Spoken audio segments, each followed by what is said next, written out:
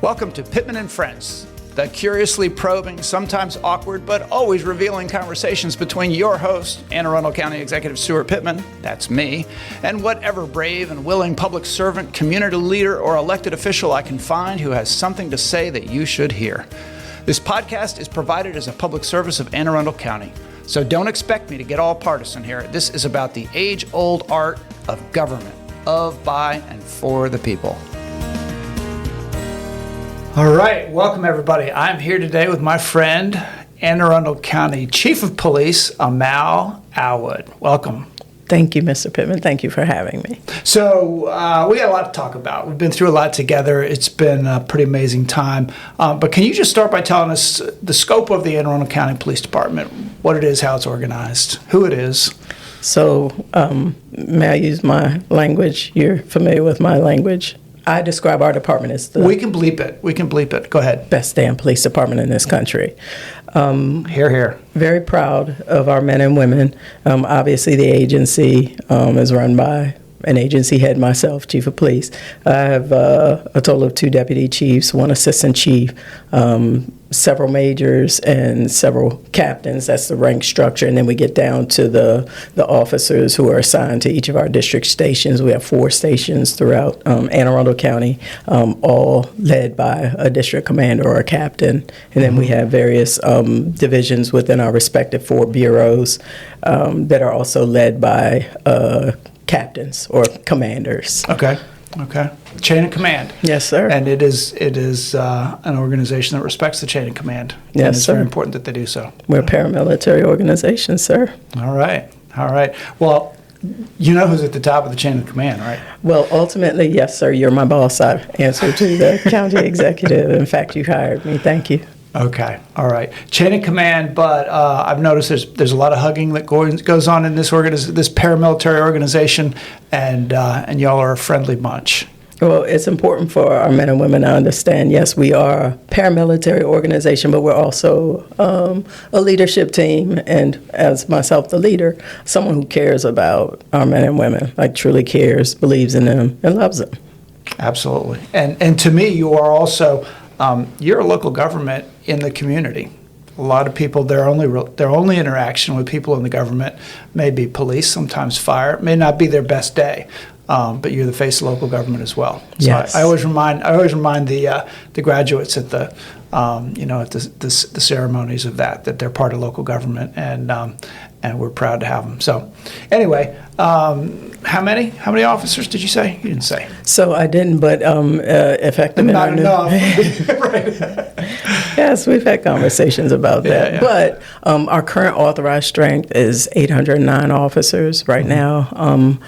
We're approximately 39, I believe, officers shy of being fully staffed. With the next budget, we'll have an additional 2 positions, so that'll take us to 811. I really would like to get to like an even number. Odd numbers are so awkward. Yeah, so you're talking sworn positions, all right? Sworn Because those positions. 5 new positions that we put in there, I guess 2 are sworn, 3 are not. Yes, Okay. and then we have in excess of 200 professional staff, so they're non-sworn employees, but they too are very much a part of our everyday operations and what we do. So that's about 1,000 people. Critical, yes, Yeah. a little over 1,000. Yep. Okay. Yes. Okay.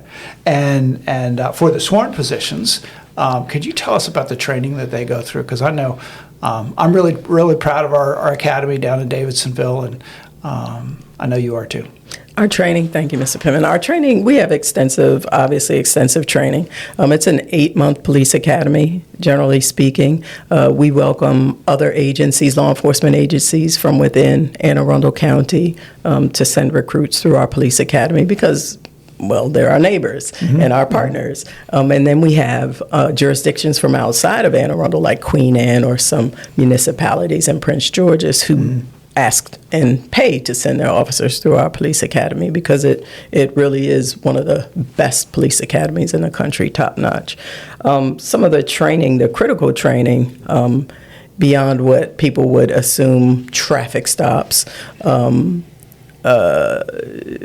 that I know that I support, people are concerned about use of force and how police officers apply use of force. De-escalation. De-escalation, et cetera. And the Police Executive Research Forum several years ago got with several police departments throughout the country and developed the ICAT program, ICAT training. So that ICAT stands for Integrating Communications, Assessment, and Tactics.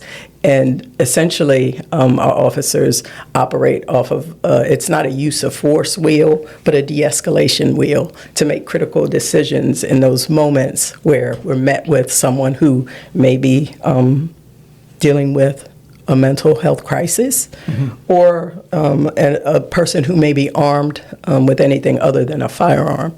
And the point is to, as our SWAT or emergency operators are trained to do, is to kind of slow things down and bring down the temperament so you can kind of negotiate your way to either disarm the person, or if the person is, having a crisis, just trying to relate to them, connect with them, and get them to a place where they can get some help. Yeah, I will say that when I came into this job, I had been, pulled over for tickets and had various interactions with police officers, but I didn't really get to know many police officers. And I think most people know that county executive comes with a job as a security detail. You get driven around by police officers, you get to know them pretty well, and you get to hear stories about, some of their experiences out on the beat, the training, how the training's evolved, and I got to say, I just never had any idea how much of the training really it's. They do psychological first aid or mental health first aid as part of it, and then some go further and become part of our crisis response teams, which are world renowned, the best in the world, and it's. You talk about some jobs you learn customer service, you go way beyond that to become a police officer, and I have asked police officers, what. I remember one officer who had just come out of the academy, and I interviewed him for something. I can't remember what it was, a video or something, and he said his goal was to be the best police officer in Anne Arundel County, and I said, well, what does that mean? And he said, I want to be the officer where every interaction I have every single day with anybody in the public, it makes their day better. Good. That's a different kind of an attitude than I thought police officers were trained to have. And when you look at our cops, they're well-rounded officers. Most of them are invested here. Most of them grew up here. Most of them raised their families here. Their kids attend our schools. And again, they take pride in, building those relationships. They understand that the vast majority of our residents and business owners love us, want to see us, and appreciate us. And they do go out of their way sometimes to show us exactly that. We've gotten pretty far into this. But I want to talk about you. I want to ask about how you ended up in this job, starting with picking the career of wanting to be a police officer. I just shared this story with a contingency of women with the Maryland State Police, and I asked them, I said, I could talk about leadership all day long.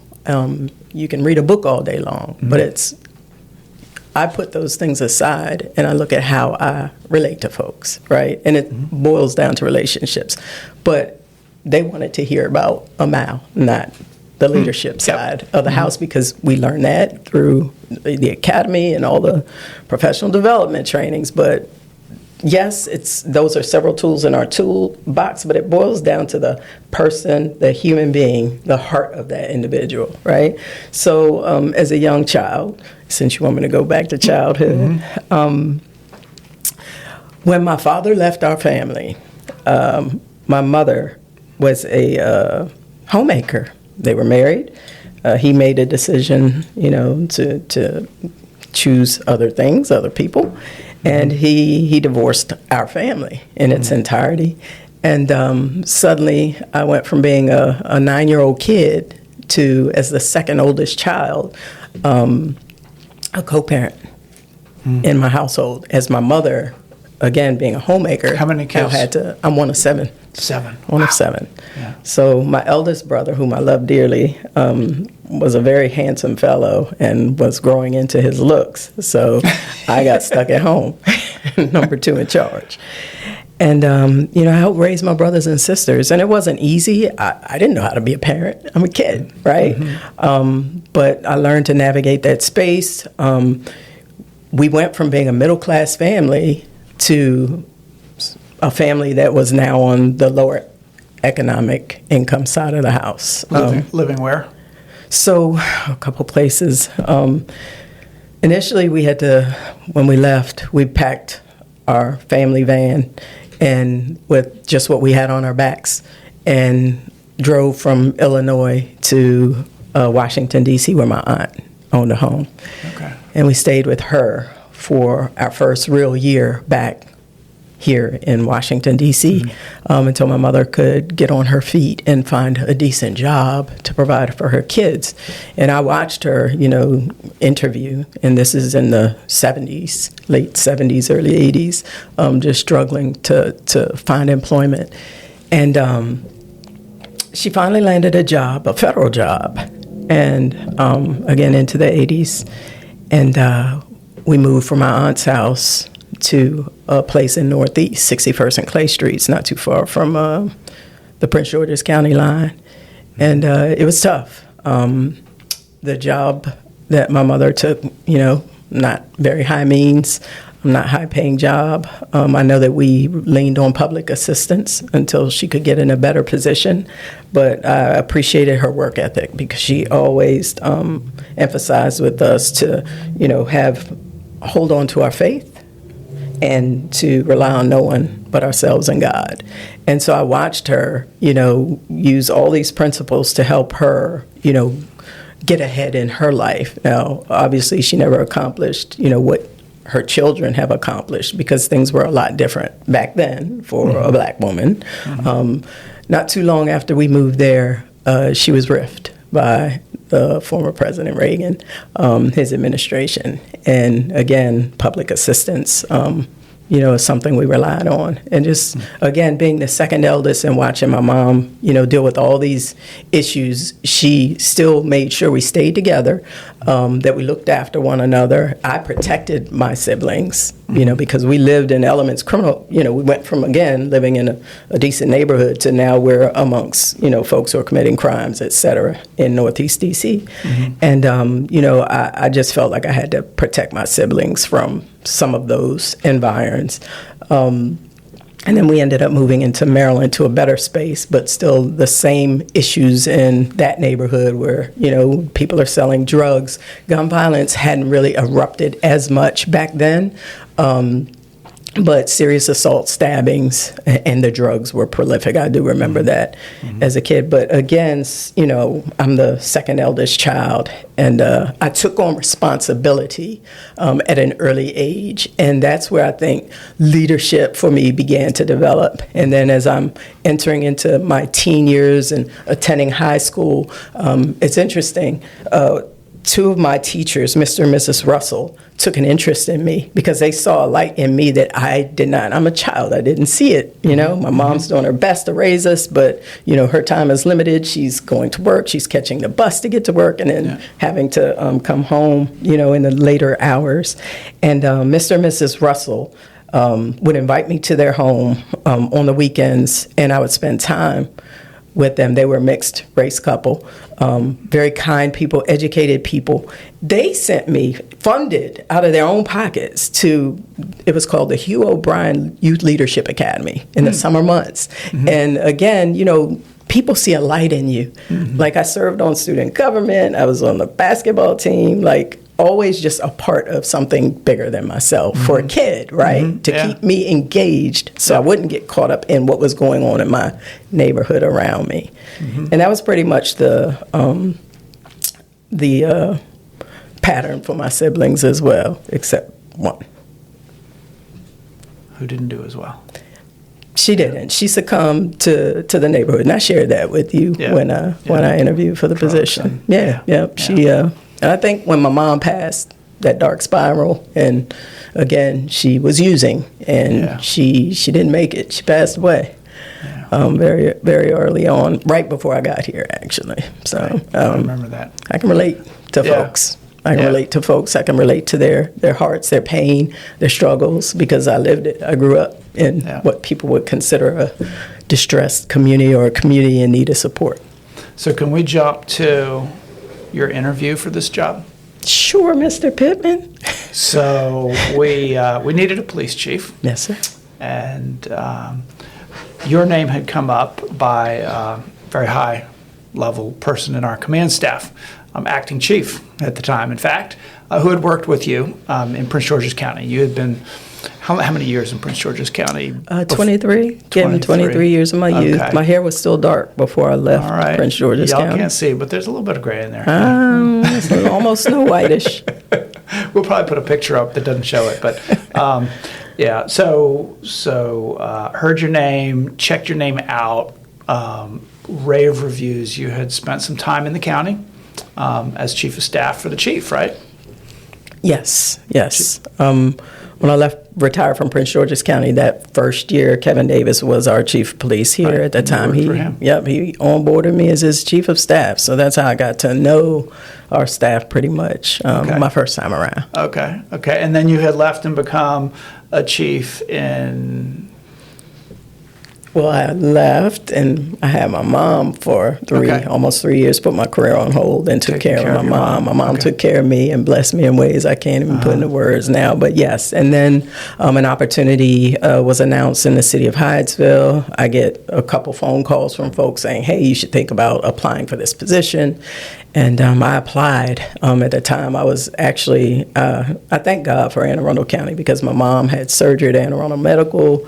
I stayed with her at the hospital because she had dementia, and I had to make decisions for her. And then her rehabilitation took place. It was the second Genesis out here in Wall Chapel.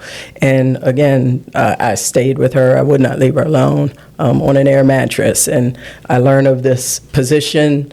My brother flies in and allows me to take the time to go home, conduct my research, apply for this position. It was due on a Friday. I'm home all day doing my research, make my submission. By 4:59 p.m., it was due at 5 p.m. And then lost in my emails is this notification that they want to interview me. And I get there, compete against, I'm told 5 guys, not the burger guys, but 5 guys. Yep. And, we had some really strong candidates and experienced candidates. And but we brought together a panel that included, I think we had representation from NAACP. We had representation from Fraternal Order of Police. We had representation, of course, from my office and even the command staff. So we wanted to make sure that this hiring process was something that had broad-based support. This is a very important position. You stood out. And I remember I was a little concerned people would say, okay, Pittman is hiring this chief because African-American woman, LGBTQ, oh yeah, she checks all the boxes for that liberal guy. The reality is I wanted to hire a chief who, of course, would have talent at engaging with community, all parts of Anne Arundel County community. But even more than that, I knew that the chief had to be a leader of the officers and the people in blue, and had to have served for many years on the streets in their shoes. And I heard you describe some difficult situations that you had where community was protesting around your Hyattsville Police Department, and how you evaluated situations and you weren't afraid to stand up for your officers. You also weren't afraid to stand up for values and community when they were right. And I was impressed by all of that. So it was not a hard decision in the end. Thank you. It was certainly an honor. And everywhere I've been, whether it's Prince George's County Police Department or the City of Hyattsville Police Department, I always treated folks with respect. I learned the most about engaging with community under the tutelage of Melvin High, who was my police chief, and then subsequently the sheriff. But he taught us. He brought community policing to Prince George's County. He's the grandfather of community policing in my book, and that's where we really learned to get out in the community with folks, walk, the community with folks, identify concerns with the community members by being present with them. And then beyond that, sitting down at the table and just problem solving. Hey, here's the problem. How can we work together? What resources do we need to, resolve this issue? So I learned those basics in Prince George's County. I took them with me to the city of Hyattsville and began pretty much doing the same thing, building up on community policing there. And again, brought the experiences from a smaller jurisdiction like Hyattsville, where the relationships were more intimate, and brought that forward here to Anne Arundel County. And yes, there were some very challenging moments in the city of Hyattsville. We had an officer-involved shooting. It was the first fatality in the city's history. And navigating through that, and I have to thank my former city administrator and the mayor, because they journeyed with me throughout that entire process. And for the first time in my career, I was a part of something that you don't typically see police chiefs do. And I sat down with the community, with my mayor, my city administrator, and they brought forward their issues, their concerns. I listened, I responded. I could feel the pain and concern and some of the trauma, because people came from throughout Prince George's County proper to bring and air their grievances there, because they hadn't had that opportunity. And it was a lot. It was tough. But, I, again, talked to them, sat down, heard from them. They heard from me. They would ask questions. I would offer them explanations. And by the end of the meeting, I got a standing ovation. It was shocking, but it was tough. There were some tough pointed questions, and we got through it. But it wasn't about getting through it. It was like, what are the next steps? And then move forward. And not even, a year later, that was 2019, 2020, George Floyd is killed. He's murdered. And suddenly, we find ourselves in a position where the respect we had worked so hard as police officers who care about our communities was diminished by one person. And don't get me wrong, there were other cases prior to him, but we never actually witnessed someone applying pressure to someone's neck, and I don't even say his name, but to George Floyd's neck.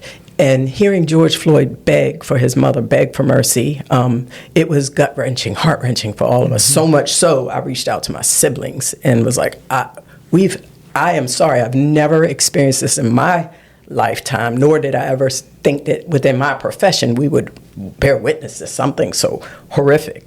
But I'm sorry. That's all I could say to them.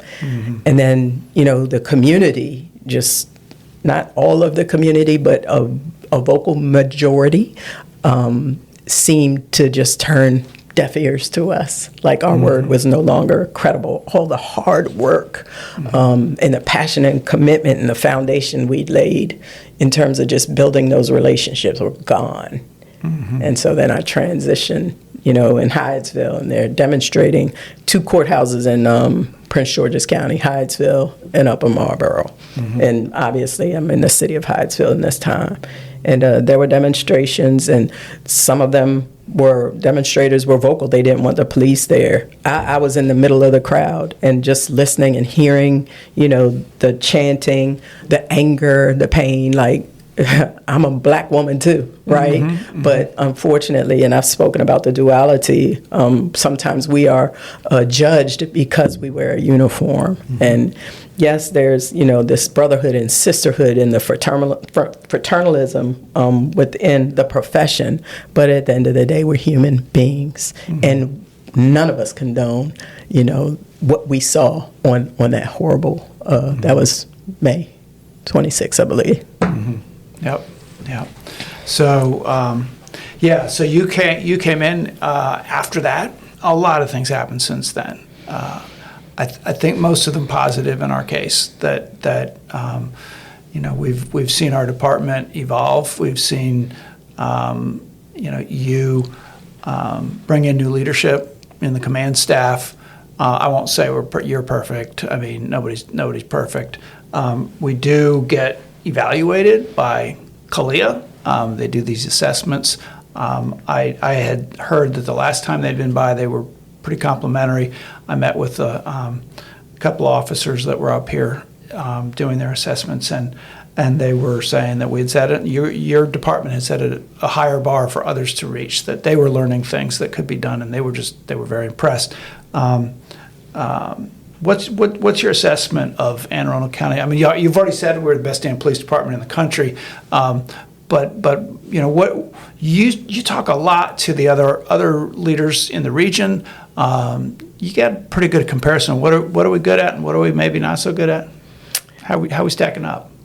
I mean, our engagement with folks, I think that our officers understand how important, critical it is to build relationships. You just said something about leaders or not being perfect. I'm quoting a chief in D.C. I just heard him say this, but I believe it, and I've demonstrated it throughout my time here and prior to even coming here, is he made a very good point that leaders are not perfect, but leaders, true leaders, are present. And I'm intentional, and I demonstrate what I expect. And I set the expectations. Officers know what is expected from them by myself, command staff, their leadership teams. And I think I pride myself on watching, again, how our folks engage with the folks we serve, how willing they are to help others in terms of fundraising efforts. You've seen it yourself with these programs that, Police Unity Tour. They raise all this money for families of fallen heroes, fallen officers. Special Olympics Maryland, I've mentioned this before, but, officers just willing to get out here, raise big money so that adults with disabilities are able to partake in these games and enjoy themselves and be themselves for a moment and compete in the spirit of competition. But it's humbling when I visit other jurisdictions. I just went to church at St. Patrick's just the other day, and I'm walking through the crowd, and there are multiple jurisdictions there, and to have people say, "Hey, Chief, hi, how are you doing?" They want to shake my hand. I'm not their chief, but they know who I am. But it's based on what we do out here. I'm constantly hearing feedback from retirees and others about what a great department we are, and just how proud our men and women are of our agency. I'm pretty proud as well. And it is really clear that the officers want to do good, make the world a better place. I assume that had something to do with you choosing the profession? Early on in life, yes. I was inspired by two officers that work for the Metropolitan Police Department. And, they went out there and served. They would share their stories. And, I was listening. I was still in college, but I wasn't. And just hearing them share, I was like, wow, I kind of grew up in a couple neighborhoods, rough neighborhoods. And, I'd like to help out. I'd like to help do my part for the greater good. And that's really what inspired me to apply to the Prince George's County Police Department. Can you give us a sense of, I don't want to paint a pretty picture about how wonderful everything is in the police department and that, it's all roses and doing good works in the community, because there's also the really hard work, the really dangerous work. You have, one of the things that you came to us a couple years back was a proposal to do technology to make it possible to monitor crime scenes as they're happening and help officers to be safer and increase the chances of getting convictions and increase the chances of actually catching the perpetrator, and through this real-time information center. And I know that this didn't come it wasn't just your idea out of the blue. You got this from other jurisdictions. You've been around the country and you've learned how they've done things. So now we have a real-time information center, but it's really essential that we integrate our work with Baltimore City, Prince George's County, D.C., the whole region, Howard County. Can you tell us what some of those challenges are, and are we getting better? In terms of challenges? In terms of being more effective at making life safer for people on the streets. So the Real-Time Information Center actually was born coming from Prince George's County. We had a full-time fusion center but I didn't see our fusion center meeting the end game or goal. And so I shared with my staff, here's what the concept of the fusion center is, but we need to get one location where information is streamlined into that center, that hub, and then we need to get that to our cops immediately. And so they began their research and discovered throughout the country that we went and benchmarked several agencies, on real-time crime centers. And that's essentially how our real-time information center was born. So there's all this technology out there with actual camera footage. I know some of it goes into the RTEC so that they can do their real-time work. But tell us what goes in. So when a citizen places a call for assistance, 911, if we have CCTV camera access in that area, once we receive that information, the RTIC is able to activate that CCTV camera specifically to observe what's going on so they can provide that information to our officers who are coming into the area. So those are police department owned cameras that have been put in hot spots, right? That's correct. Okay. And there are also businesses who partner with our police department, and they have allowed us access to their cameras. It's not something, we don't monitor any of these cameras. Right. Okay. Everything is 911 incident based. So if a business calls 911 and they have, a shoplifter or someone attempting to rob and they manage to get to the phone to call us, we're able to go access that camera and go live and get that information in real time to our police officers who are coming in. All right. And they're also, I know from watching some videos that if the police helicopter is in the air and has cameras, they can access that, and they can also access the officer's body-worn cameras, correct? That's correct. And every bit of information that comes in, you've identified it as a game changer. It helps us. It's a coordinated response to help us catch folks who are intent on harming our community members. Excellent. So last thing, this will be released on Police Week. And Police Week is, I believe, about honoring the work that police officers do, remembering fallen police officers in the line of duty. But I want to ask you to tell us what that is and how people can get involved in the purpose of it and why it's important, but also make a pitch for the career. We need more officers. It's not an easy career to recruit for. Tell us why and why people should join. So, as we're all aware, nationally we're experiencing staffing shortages throughout the profession. And the narrative has been a negative one about our profession. And we are not that evil beast that some have created. We're opposite from that. Most of us here are compassionate, we care, their hearts beating behind our badges, and we need the help. We need people who are service-oriented, who want to make a difference in the community, who love their communities, and really want to help people improve their their lots in life so that they're not out here committing crimes or holding folks who are committing crimes accountable. Like, it's not okay to hurt anyone from our community. It's not okay to put a gun in an 82-year-old woman's face. Like, that's not okay. And I don't know where folks have learned that, but we have to help people make better decisions. And when I say we, I'm talking about the community and the parents.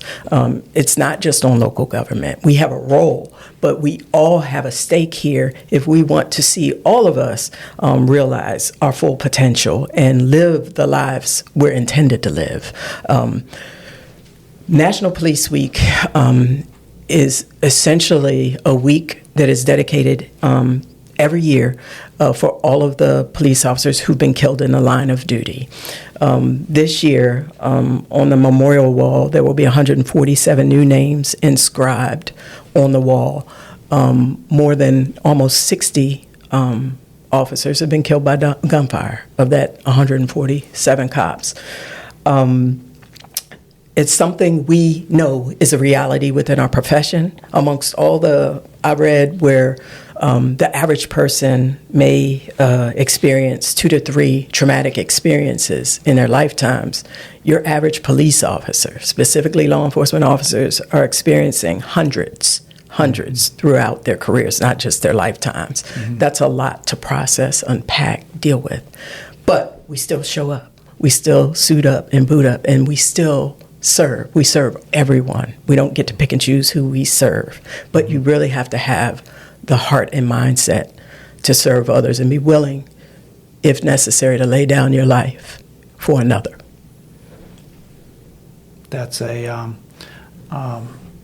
you're not only recruiting, but you're recruiting people who have a lot of heart and a lot of passion. So I will do everything I can to help with that recruitment, because I know we are short 30-some officers, and we need to grow beyond that as well, and fill out the department.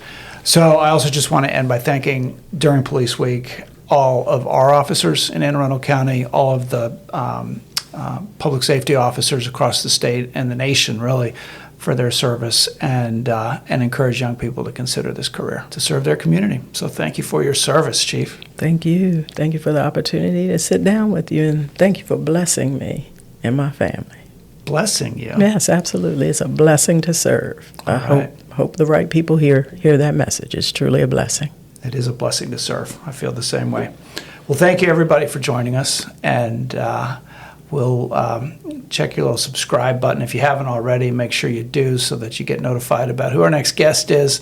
And we just keep seeming. I'm really enjoying these things. I got to say, having a half an hour to talk to amazing public servants like you is a blessing in itself. So thank you. Thank you.